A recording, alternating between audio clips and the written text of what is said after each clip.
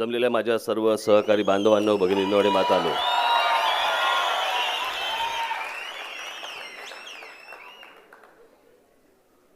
माझ्या डोक्यावरचा लाईट थोडा कमी होईल का?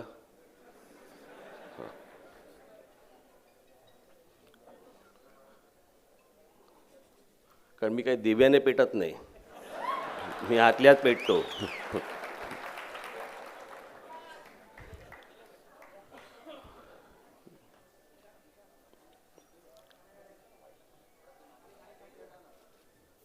तुमच्या मनात पहिल्यांदा प्रश्न निर्माण जो झाला असेल त्याच्या आधी एक उत्तर देऊन टाकतो.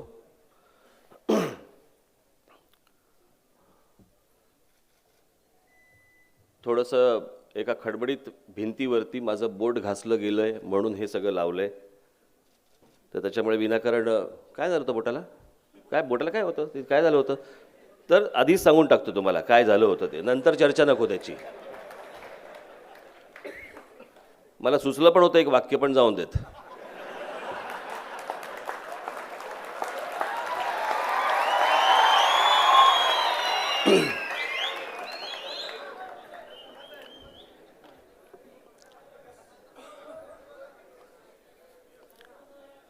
खरं तर हे पावसाळ्याचं परतीचा पाऊस म्हणजे जे पावसाळ्यात व्हायला पाहिजे ते परतीच्या पावसाला होतंय. आता आमच्या मराठवाड्यामध्ये प्रचंड पूर आलेत, तिकडे सगळ्या शहरांमध्ये. 4 महिन्यापूर्वी तिथेच दुष्काळासाठी पाणी नव्हतं, दुष्काळ आहे म्हणून, आणि त्याच आमच्या आता मराठवाड्यामध्ये तिथे पूर येत आहेत. काय चाललंय माहीत नाही. मगाशी बाळा नांदगावकरांनी सांगितलं की वेगवेगळे विषय आहेत. विषयांची कमतरता आपल्याकडे नसतेच, आपल्याकडे निवडणुकांची कमतरता नसते.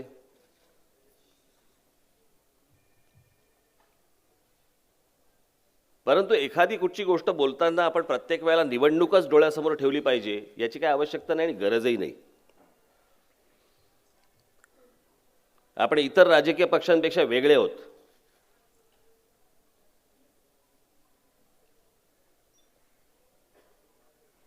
जे सांगायचंय, जे म्हणायचंय ते स्पष्टपणे समोर म्हणायचं. त्याचं राजकारण नाही करत बसत मी.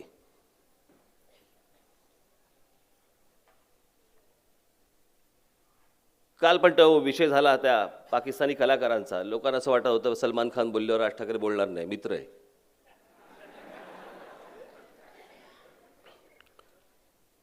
देशापुढे आणि महाराष्ट्रासमोर माझ्यासमोर कोणी मित्र कोणी नसतो.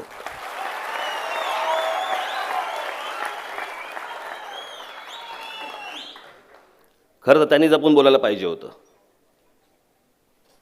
आमच्याकडे जपून बोलायची पद्धतच नाही.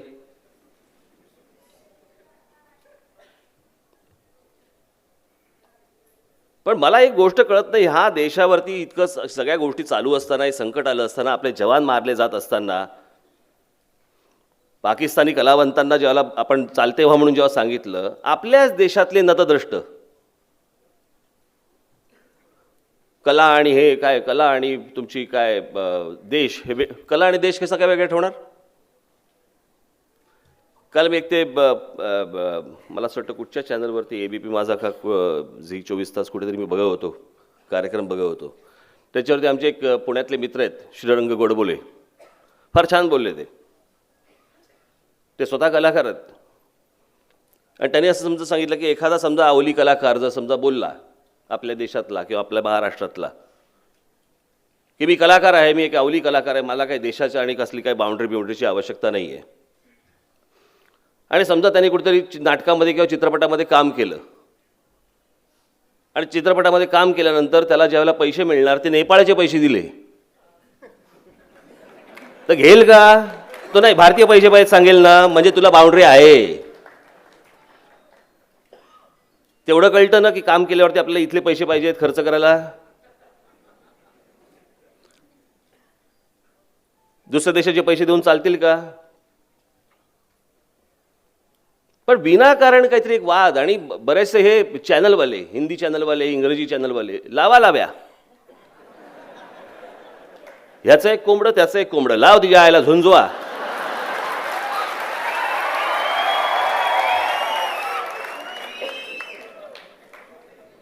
पण तरी या आत्ताच्या या सगळ्या प्रसंगामध्ये सगळे चॅनल्स, सर्व आपल्या देशातली सर्व चॅनल्स, सर्व राजकीय पक्ष हे एकत्र बोलतायत, एकत्र येऊन बोलतायत आणि एकत्र राहतायत या सगळ्या विषयावरती. त्याबद्दल इतर सर्व राजकीय पक्षांचं मी अभिनंदन करतो.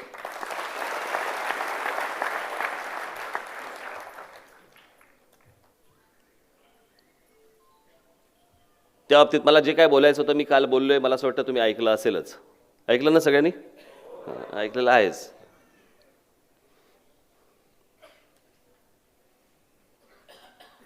वेगवेगळे विषय महाराष्ट्रामध्ये सुरू आहेत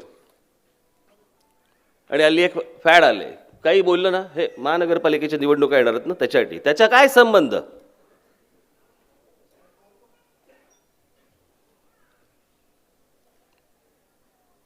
आज महाराष्ट्रामध्ये अनेक मराठा समाजाचे मोर्चे निघत आहेत. मी त्या सर्व बांधवांना आणि भगिनींना मी त्यांचं अभिनंदन करीन की अशा प्रकारचे शिस्तबद्ध मोर्चे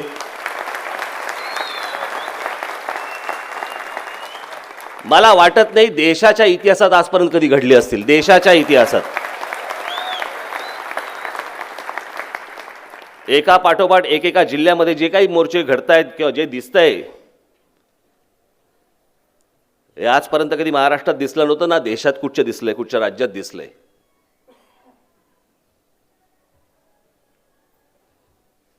आम्ही जेव्हा ते कोपर्डीला जेव्हा झालं, ती गेली बिचारी मुलगी.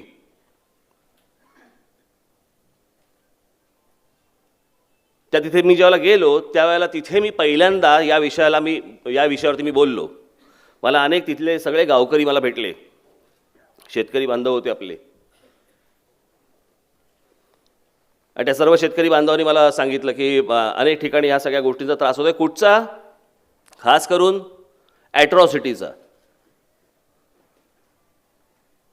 महाराष्ट्रातल्या मी अनेक लोकांना मी बोलवून घेतलं. त्याच्यानंतर मला जे बोलायचं मी सांगितलंच की आताचा जो कायदा आहे तो रद्द करून तुम्ही त्याच्यामध्ये नवीन बदल घडवले पाहिजेत, नाही तर हे असंच चालू राहील. काही जण फक्त त्याचा फायदा घेत राहतील. आज बऱ्याचशा महाराष्ट्रातल्या दलित समाजाला, इतर समाजाला माहिती पण नाही आहे त्याचे फायदे कसे घ्यायचे असतात. त्यांच्यासाठी तो कायदा आहे, परंतु ह्याचे गैरफायदे घेणारे पण आहेत खूप जण.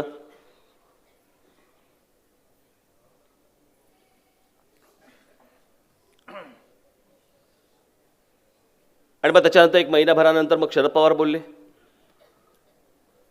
आज मोर्चातनं अनेक विषय बाहेर पडत आहेत. आरक्षणाचा विषय बाहेर पडतोय.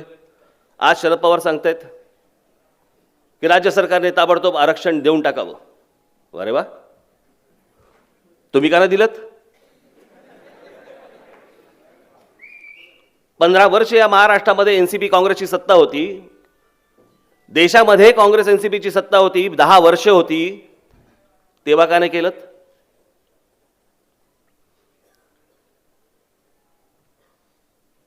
या लोकांना समाजाशी काही देणं घेणं नाहीये. काहीही देणं घेणं नाहीये. यांना फक्त राजकारण कळतं, यांना फक्त निवडणुका कळतात आणि हा समाजाचा वापर या निवडणुकांसाठी कसा करून घ्यायचा एवढंच फक्त या लोकांना कळतं. याच्या पलीकडे यांना काही देणं घेणं नाही. मला असं वाटतं 2013ला सोलापूरला मी सोलापूरला का कुठेतरी सोलापूरच्या सभेमध्ये मी हा विषय बोललो होतो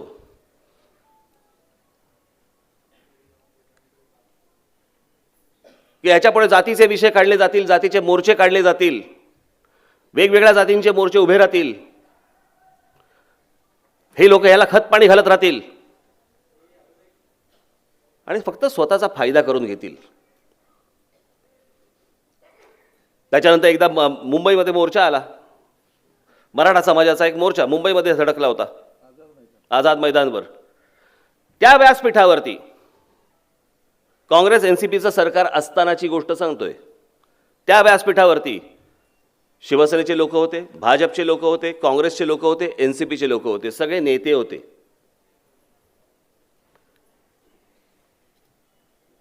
मी म्हटलं या चारही पक्षांचे नेते जर समजा तिथे व्यासपीठावरती आहेत आणि त्या चारही पक्षाच्या नेत्यांना जर समजा मान्य आहे की मराठा समाजाला आरक्षण मिळालं पाहिजे, मग अडवलंय कोणी? तुम्हाला थांबवलंय कोणी? मग का हा विषय इतकी वर्ष तुम्ही आज ठेवून दिला होतात? मला वाईट या गोष्टीचं वाटतं या सगळ्या याच्यामध्ये. आता येणाऱ्या नोव्हेंबर डिसेंबरमध्ये जिल्हा परिषद पंचायत समितीचा निवडणुका आहेत.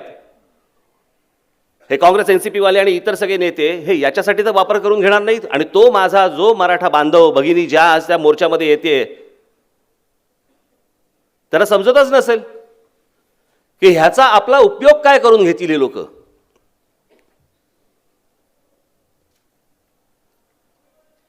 मला मुळात माझा स्वतःला आरक्षण या गोष्टीलाच माझा विरोध आहे.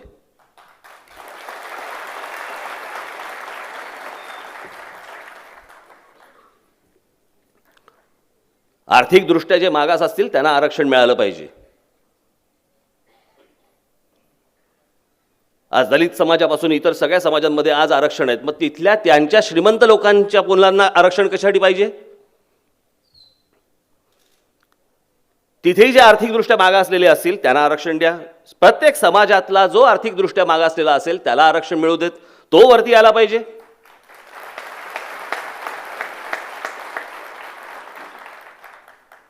अन्यथा या महाराष्ट्रामध्ये आणि या देशामध्ये प्रत्येक जण आपापल्या वेगवेगळ्या जातीप्रमाणेच बघत राहणार एकमेकांकडे आणि दुश्मनी वाढत जाणार. तो कुठच्या जातीचा, तो कुठच्या जातीचा, तो कुठच्या जातीचा. एकदा आर्थिकदृष्ट्या जर मागास हा जर समजा निकष आपण ठरवला, ही वाट लावली त्या व्ही पी सिंगने. या देशात 89 साली त्या नतद्रष्ट माणसाने गेला तो आता. त्याने हे विष कालवलं, अख्खं विष त्याने कालवलं. तोपर्यंत काही नव्हता या देशात, काही हा विषय नव्हता. पण हे अशा जर गोष्टी व्हायला लागल्या की एकाला एक गोष्ट द्यायची आणि दुसऱ्याला द्यायची नाही असं म्हटल्यानंतर विद्वेष हा पसरणारच आहे, राग हा येणारच आहे. शाळेतल्या ऍडमिशनला जर समजा आरक्षित मुलगा जर आरक्षणामधला मुलगा असेल त्याला कमी फी आणि आरक्षणामधला नसेल त्याला जास्ती फी असं आलं, दोघांचं एकमेकांशी पटेल काय?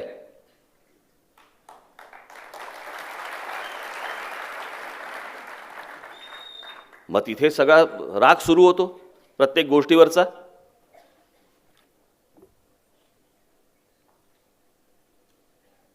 आरक्षणावरती नोकऱ्या लागणार, आता आरक्षणावरती बढत्या पण मिळणार.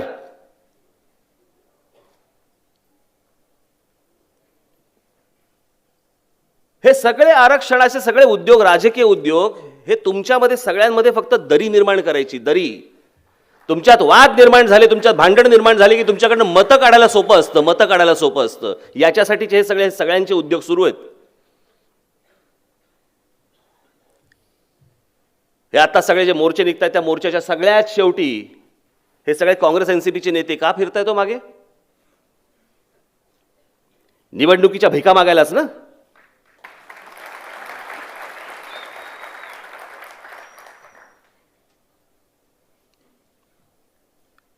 ही सगळी आपण आरक्षण आरक्षण आरक्षण बोलतो. अहो, आहेत कुठे नोकऱ्या? कोणत्या नोकऱ्यांबद्दल बोलतोय आपण? सरकारी नोकऱ्या कमी होत चाललेल्या आहेत, खाजगी नोकऱ्या वाढत चाललेल्या आहेत. आणि या खाजगी नोकऱ्यांमध्ये तिथे आरक्षण आहे? नाहीये.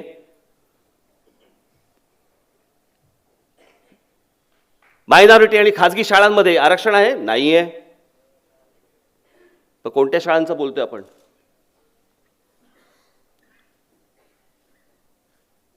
आज या संपूर्ण महाराष्ट्रामध्ये मराठा समाजातले इतके मुख्यमंत्री झाले, इतके मंत्री झाले, आज इतके खासदार आहेत तिथे.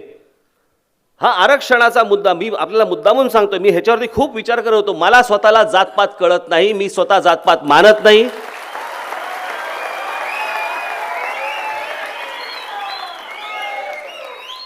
मला आता तुमच्यापैकी बसलेले कोण आहेत आणि इथे बसलेले कोण आहेत यांच्या जातीशी मला देणं घेणं नाहीये. मला काही देणं घेणं नाही या गोष्टींशी.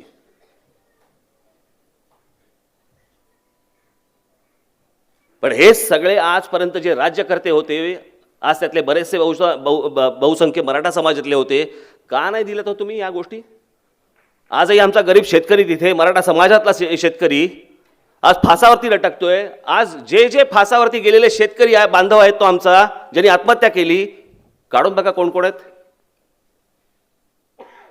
तो तिथेच राहणार, तो तशीच आत्महत्या करणार. हे नेते तुम्हाला भुलवत राहणार. साधी सोपी गोष्ट आहे ना हो, तुम्हाला मान्य आहे तर मग आणा. त्या दिवशी शिवसेनेने काय प्रतिक्रिया दिली?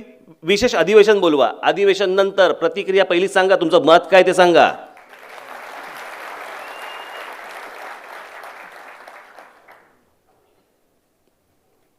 विशेष अधिवेशन समजा उद्या बोलवलं जरी, इथे जरी समजा त्यांनी मान्य केलं तरी ते केंद्रात पाठवायला लागेल. बरं, ह्या सगळ्या गोष्टी, या टेक्निकल सगळ्या गोष्टी शरद पवारांना माहिती आहेत. का नाही बोलतात तुम्ही? का नाही त्या मराठी समाजातल्या मराठी माझ्या बांधवांना आणि भगिनींना सांगत का नाही आहात की काय नक्की काय होतंय? हे सगळ्यांना माहिती आहे, सगळ्या पत्रकारांना माहिती आहे, सगळ्या संपादकांना माहिती आहे. कोणी मांडायला तयार नाही, तुमच्यासमोर कोणी बोलायला तयार होत नाहीये. हे जे सगळं उभं राहतंय आज मोर्चाच्या स्वरूपामध्ये, यातनं मला मतं कशी मिळतील आणि मी जिल्हा परिषदेवरती कसा येईन आणि मी पंचायत समितीवरती कसा येईन, ह्याची स्वप्न पाहतायत हे सगळे. ह्याला प्रश्न नाही सोडवायचे आहेत कुठचे.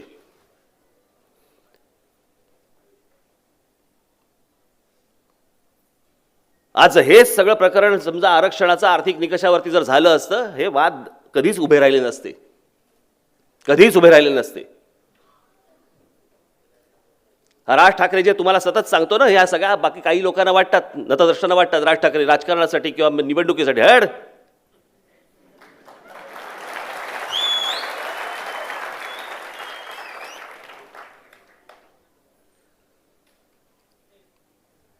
निवडणुकांचा विचार करून मी फक्त पावलं टाकत नाही, मी महाराष्ट्राचा विचार करून पावलं टाकतो. कधी यश येतं, कधी पराभव येतो, जे असेल ते असेल.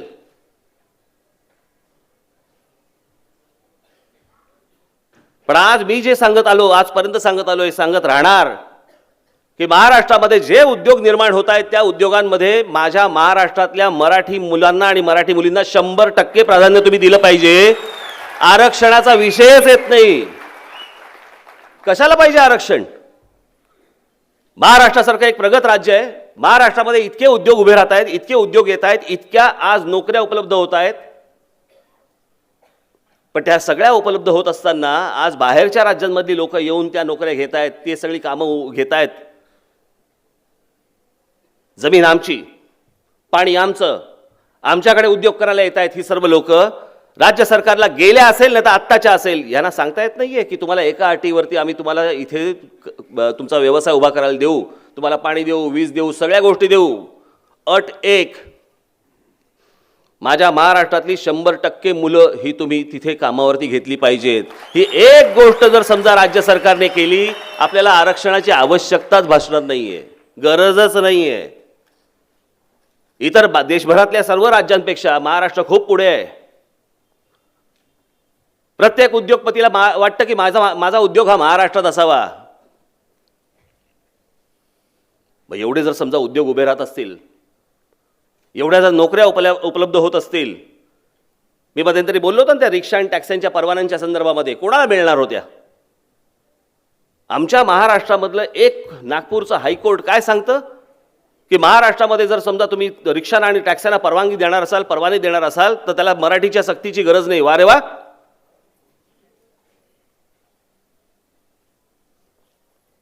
मग कोणाला भरायचेत, कोणाला तिथे?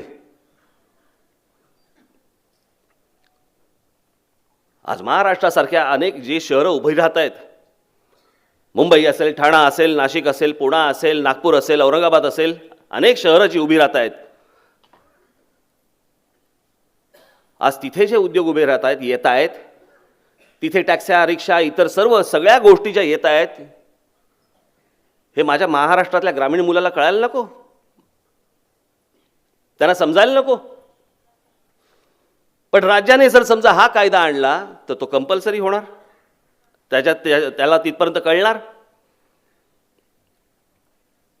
आज हे सगळे मोबाईल फोन, इंटरनेट या सगळ्या गोष्टींमुळे आज त्याच्यापर्यंत पोहोचलंय सगळं की बाबा कुठे चाललंय जग, कुठे गेलंय जग.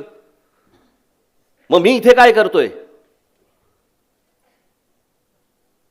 माझी वडिलोपार्जित शेती जी आहे ती शेती नीट चालत नाहीये, त्यातनं मला पैसे मिळत नाहीयेत, मला काम पाहिजे, मला नोकरी पाहिजे. तो ग्रामीण महाराष्ट्रातला माझा बांधव, माझी भगिनी, ते म्हणतात मला त्या शहरातल्या मुलांसारखं राहायचंय, मला तिथे यायचंय. येऊ कसं? कसं यायचं मी?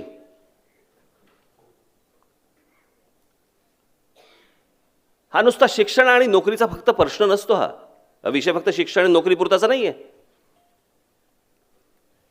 आज त्याचं कुटुंब उभं राहतं, त्याचं लग्न होतं. या सगळ्या गोष्टी करण्यासाठी म्हणून त्याला शिक्षण हवं, त्याला नोकरी हवी, त्याला सगळ्या गोष्टी हव्या. आणि ही सगळी स्वप्न पाहत असताना मला तिथपर्यंत पोचता येत नाहीये हे माझ्या महाराष्ट्रातल्या जर समजा माझ्या बांधवांना आणि भगिनींना जर समजा वाटत असेल आणि त्याच्यातनं हा जर समजा राग निर्माण होणार असेल आणि या रागातनं जर समजा आरक्षणाचा विषय येणार असेल आणि या आरक्षणाचा फायदा जर समजा हे सगळे बाकीचे सगळे गधडे नेते घेणार असतील, उपयोग काय या ताकदीचा?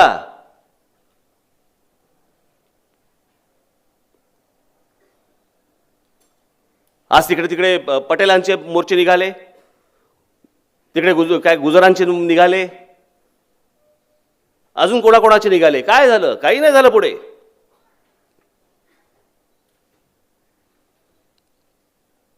खरं तर महाराष्ट्रामध्ये एक मुखाने एक गोष्ट यायला पाहिजे की या महाराष्ट्रामध्ये आर्थिक निकषावरतीच आरक्षण याच्या पुढे तुम्ही दिलं गेलं पाहिजे. हीच गोष्ट जर समजा त्या सगळ्या मोर्चांमधून आली तर मला असं वाटतं सगळा विषय पण बंद होईल.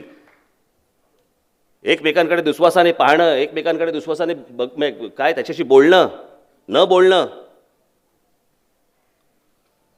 हे कुठचे प्रकार आलेत? आणि मग त्याच्यामध्ये परत जाती जातीमध्ये भिडवायचं सगळ्यांना. मध्यंतरी काढलं म्हणे महाराष्ट्र राज्याचा मुख्यमंत्री ब्राह्मण आहे आणि ब्राह्मण असल्यामुळे म्हणे ह्या सगळ्या गोष्टी. अरे वा वा, हे परत कानात विष कालवणार कोण? हेच सगळे नेते, हेच हे सगळे उद्योग करत बसणार. परवा दिवशी रामदास आठवले बोलले,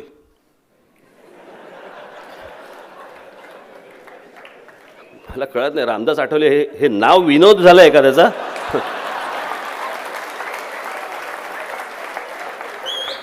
याच्यापुढे सांगायला बरं. हे बघ, परवा दिवशी एक रामदास आठवले ऐकला, चला सांगतो.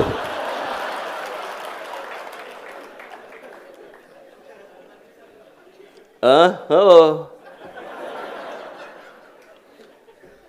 काय रामदास आठवले म्हणाले की म्हणे सवर्णांना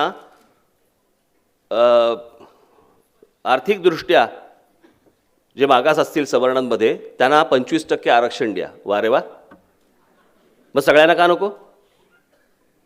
प्रश्न हा सवर्ण दलित हा विषय नाही आहे.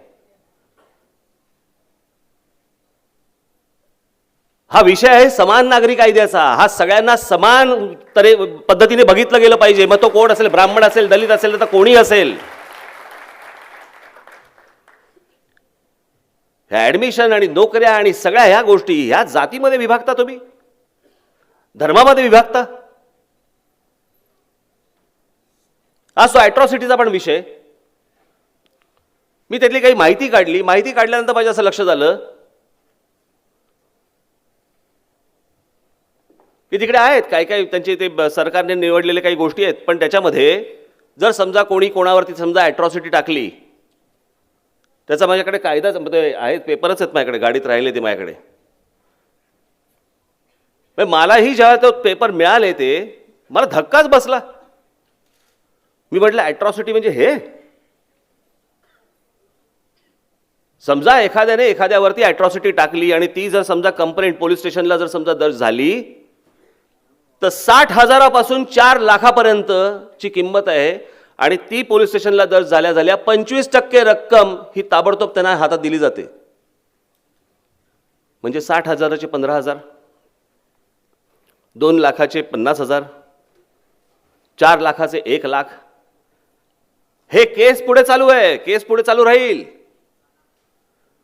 पण हे ज्या वेळेला तिथे सिद्ध होतं त्या सगळ्या गोष्टी झाल्यावरती ताबडतोब त्याला पैसे मिळतात. अनेक ठिकाणी तर मला असं दिसतं की अनेक ठिकाणी धमकी दिली जाते, माझं काम कर नाही तर अॅट्रॉसिटी टाकीन. कायदा हा धमकीचा विषय होऊ शकतो.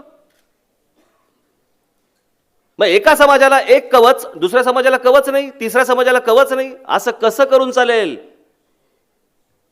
ह्या असल्या नादान राजकारणामुळे फक्त भांडणच होतील आपल्या देशामध्ये, दुसरं काही नाही होणार. आज मराठा समाजाचे आज मोर्चे निघतायत, उद्या काहीतरी ओबीसीचे निघतायत, परवा अजून कोणाचे तरी निघतील. कुठे थांबणार आहे? कुठे चाललोय आपण? काय वाढून ठेवले महाराष्ट्रासमोर? वाद, भांडणं, हाणामाऱ्या, जातीय दंगली.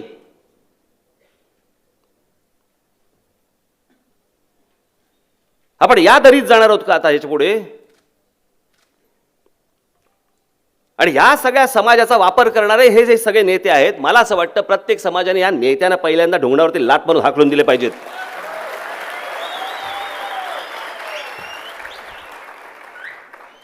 प्रत्येक गोष्टीचं राजकारण करत बसायचं, प्रत्येक गोष्टीचं.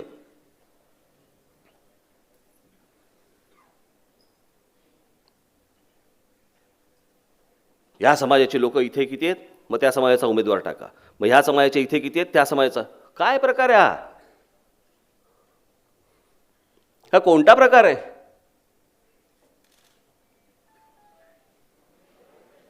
महाराष्ट्र हा कशासाठी ओळखला जातो? या देशाला महाराष्ट्राने विचार दिलेले आहेत. प्रत्येक बाबतीत महाराष्ट्र विचार देत आला या देशाला, आणि महाराष्ट्र आज या चिखलामध्ये अडकलाय, या जातीच्या चिखलात. काही यातनं बाहेर पडणार आहोत की नाही पडणार आहोत? मला असं वाटतं माझ्या बरोबर जेवढे लोक आहेत, महाराष्ट्रामध्ये जेवढे लोक आहेत, तुमच्यापैकी कोणीही याच्या पुढे जातीचा विचार करता कामा नये. आम्ही जात मानणार नाही म्हणून सांगावं.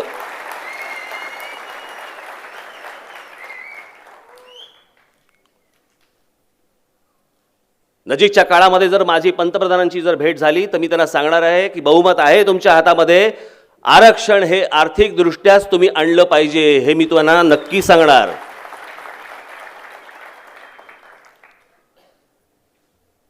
आता उद्या निवडणुका येतील. काय पडतात तुमचे? आरक्षण. तिथे पण आरक्षण.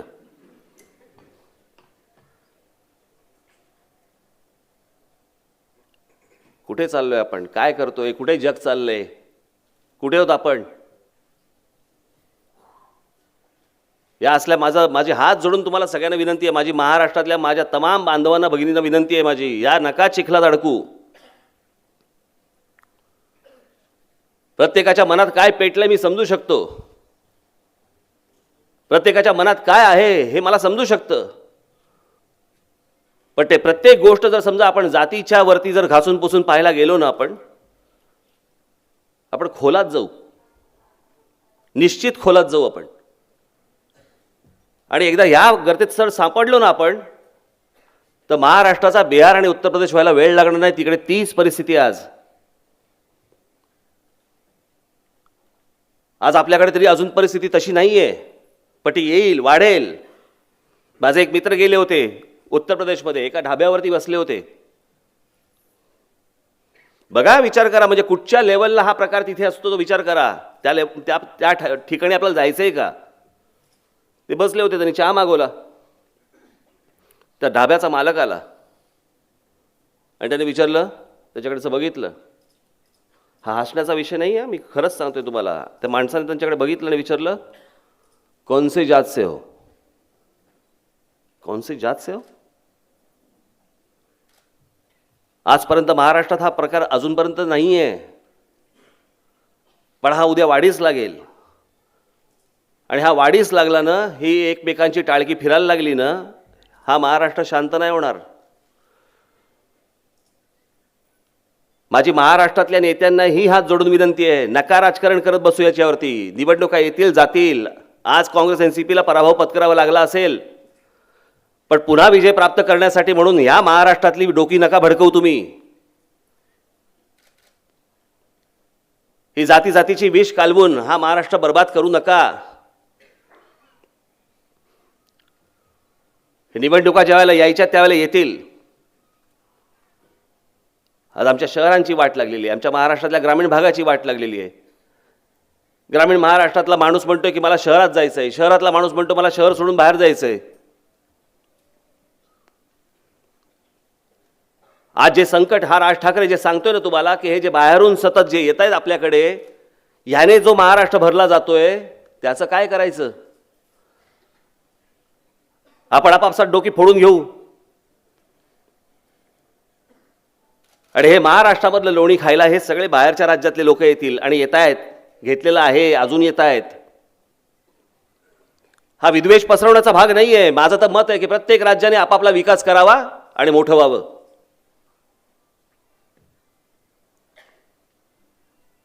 आज ठाणे जिल्हा घ्या. ठाणे जिल्ह्यामध्ये आज महानगरपालिका किती आहेत? ठाणे, नवी मुंबई, भिवंडी, वसई विरार, उल्हासनगर, कल्याण डोंबिवली, मीरा भाईंदर, 7.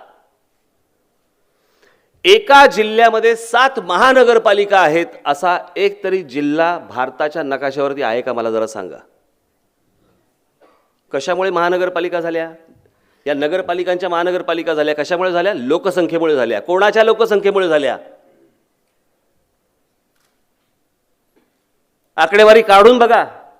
सर्वात जास्ती परप्रांतातनं येणारी माणसं ही ठाणे जिल्ह्यात येतात. काय आनंद झालेला आम्हाला. या रे या, अंगावरून चालत जा आमच्या. आम्हाला काय मिळालं नाही तरी चालेल, पण बांधवा देशातनं आलेला आहेस, कर वाटचाल तू आमच्या अंगावरनं.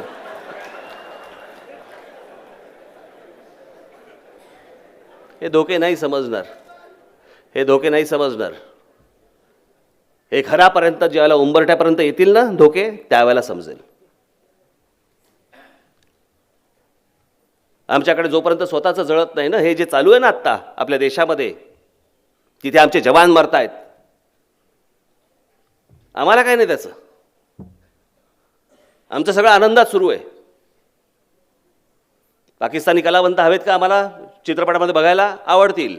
आमच्याकडे गुलाम अली चालेल का? त्याची कॉन्सर्ट चालेल का? चालेल, आम्ही बघायला जाऊ.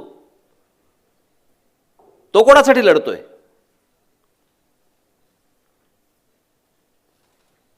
त्याचं काय वैयक्तिक भांडण आहे पाकिस्तान बरोबर? मी एका चित्रपटामध्ये एक फार छान वाक्य ऐकलं होतं. आणि मी जेव्हा प्रत्यक्ष तिथे गेलो त्यावेळेला मला खरंच असं वाटलं, अरे खरंच आहे हे, आपण काय करतो. आणि ते वाक्य होतं त्याचं, तो एक आर्मीचा माणूस दुसऱ्या आर्मीच्या माणसाला समजवतो कि हिंदुस्तान की 125 करोड़ की जनता रात को सुकून से सोती है क्योंकि तुम और मैं जागे रहते हैं.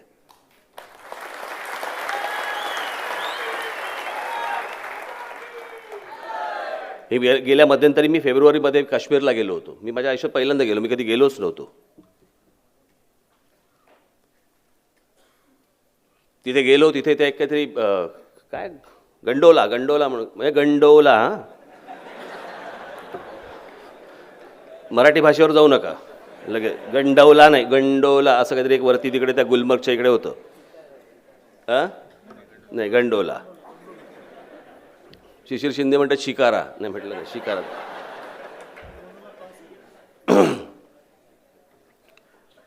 तिथे मी गेलो. पूर्ण बर्फ होता.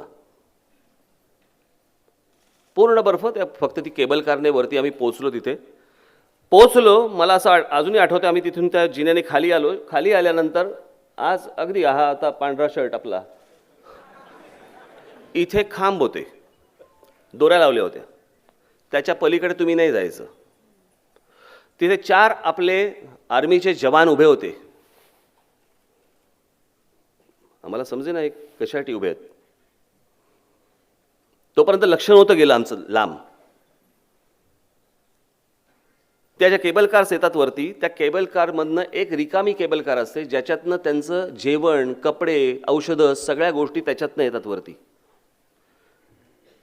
आणि आम्ही ज्या ठिकाणी गेलो होतो ते साधारणपणे 14,000 फुटावरती होतं. पूर्ण बर्फ. तुम्ही बघाल तिथे फक्त बर्फ. ते सगळं सामान आलं, त्यांनी सामान घेतलं, सामान उतरवलं, सगळं खांद्या बिंद्यावरती घातलं, डोक्यावरती घेतलं. भरपूर सामान होतं. आणि ते सगळे ती दोरी अशी वरती करून ते चालत चालत चालत चालत चालत चालत चालले होते. तिथे कळलं तेव्हा त्या लांब छावण्या होत्या आपल्या सगळ्या भारतीय लष्कराच्या आपल्या. त्यांच्याशी तिथे बोलायला कोण नसतं, ते एकटे असतात. एकटे म्हणजे जे काय 8-10 जण जे असतील एकेका छावणीवरती तेवढेच जण असतात. अशा जवळपास 50-60 किलोमीटर आतमध्ये डोंगरामध्ये सगळ्या ठिकाणी छावण्या आहेत. ते काय करत असतील? कोणासाठी करत आहेत ते? कोणासाठी उभे आहेत तिथे? कोणासाठी गोळ्या झेलतायत तिथे?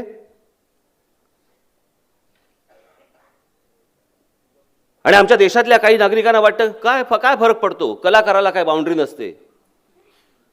मला तर कधी कधी वाटतं उलटे फिर आणि ह्याना घाला गोळ्या, ते पाकिस्तानचे राहू देत बाजूला.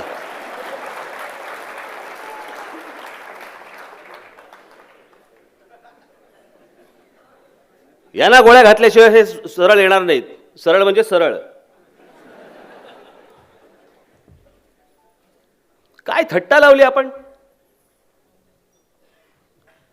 भारताचं सैन्य म्हणजे ते सगळे सैनिक जे काय आहेत ते काय आपले नोकर आहेत? तुम्ही तिकडे मरा. आज एक एक शहीद होऊन ज्याला एक एक घरी जातात, काय होत असेल तिकडे?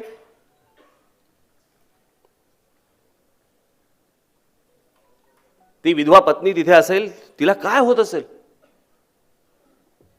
आणि ते ज्यावेळेला समजा असं पकडूया, आपण विचार करूया की ते ज्यावेळेला त्यांच्याकडे समजा एखादं वर्तमानपत्र पोहोचत असेल, ते तिथे छावणीवरती आहेत, बर्फामध्ये आहेत, बंदुका पाकिस्तानच्याकडे ठेवलेले आहेत, आणि एखादं वर्तमानपत्र जर समजा त्यांच्याकडे समोर पडलं आणि त्यांनी जर समजा वाचलं की आज भारतामध्ये इथे इथे गुलाम अलीची कॉन्सर्ट आहे, काय होत असेल आत्महत्येनं? की कोणासाठी लढतो आहोत आम्ही? तुम्ही मजा करतात इथे देशामध्ये, बरं मजा करा ना, पण शत्रूला आतमध्ये बोलवून कसली मजा आली?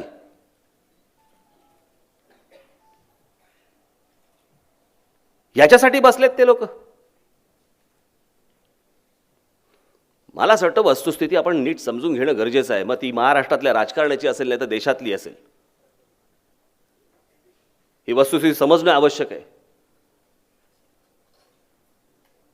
जसे शहरातले आपले विषय आहेत, अनेक विषय. मग अशी अभिजित बोलताना बोलला की ते कुठच्या आपलं काशीनाथ घाणेकरच्या इकडे वरतून काही छतच पडलं, तिथे माणसं नव्हती, कोणाला काय झालं नाही म्हणून. असं बांधतात थिएटर, असं बांधलं जातं, रस्ते असे बांधतात. वर्षानुवर्ष आम्ही वर्तमानपत्रामध्ये वाचतोय, इथे खड्डे पडलेत, इकडे खड्डे पडलेत, नाले बुजलेले आहेत, रस्त्याने चालायला कुठे काही नाही. आज आपल्या महाराष्ट्रामधल्या जर समजा गल्ल्या घेतल्या, आज तिथे व्हेकल्स येत आहेत, इतके वाहनं वाढलेली आहेत, ही सगळी वाहनं वाढलेली आहेत, सगळ्या गल्ल्यांच्या बाजूला बाजूला बाजूला उभी आहेत. फायर ब्रिगेडचा बंब जाऊ शकत नाही आतून. आग लागली तर काय करणार आहोत माहीत नाही. कोणाचा पायपोस कोणाच्यात नाही. मला असं वाटतं हा जो नागरिकांना जो सगळ्या गोष्टींचा त्रास होतोय तिथे तुम्ही पाहणं आवश्यक आहे. हे कुठची आरक्षण पडली आणि कुठचा मला मतदारसंघ मिळाला आणि मला आता पुढे काय होणार आहे हे सगळं निवडणुकीच्या वेळेला बघता येईल. पण प्रामुख्याने पहिल्यांदा तुम्ही राजकीय पक्षाचे कोणी पदाधिकारी आहात, यापेक्षा तुम्ही या महाराष्ट्राच्या या देशाचे नागरिक आहात, म्हणून पहिला विचार करणं तुम्ही गरजेचं आहे. आणि तो विचार करूनच तुम्हाला पुढे जावं लागेल. हे नुसते मतं मागण्यात काही अर्थ नाही आहे. हे फेब्रुवारीमध्ये निवडणुका येतील वगैरे वगैरे सगळं मला मान्य, पण त्यावेळेला तुम्ही सगळेजण सज्ज असणं आवश्यक आहे. पण त्या सगळ्या गोष्टींच्या तयारीला तुम्ही आत्ता लागणं आवश्यक आहे. तुम्ही आज सगळे बरेचसे गटाध्यक्ष इकडे सगळे आलेले आहात. तुम्हाला सर्वांना मी मनपूर्वक नवरात्रीच्या शुभेच्छा देतो आणि परत एकदा हात जोडून विनंती करतो की जातीभीतीच्या कुठच्या भानगडीत तुम्ही तरी किमान पडू नका एवढी फक्त एक तुम्हाला विनंती करतो आणि आपणा सर्वांची मी रजा घेतो. जय हिंद, जय महाराष्ट्र.